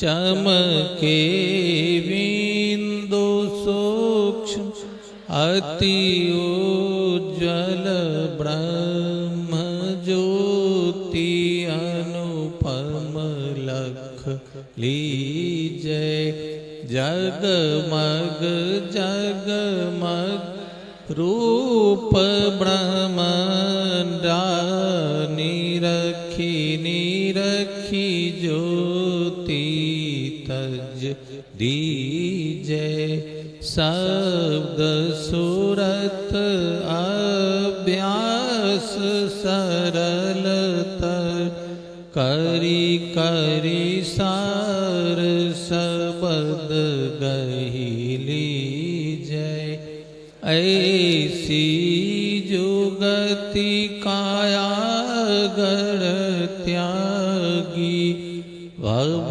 ब्रह्म भेद सकल मल छीजय भव खंडन आरती निर्मल करी में ही अमृत रस पीजय आरती तन मंदिर में की जय दृष्टि युगल कर सन्मुख दीजय।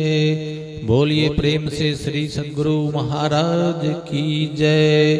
सब संतन की जय। सत्संग महात्म्य की जय। वैदिक धर्म की जय। जय गुरु महाराज, जय गुरु महाराज, जय गुरु महाराज। श्री सद्गुरु महाराज की जय।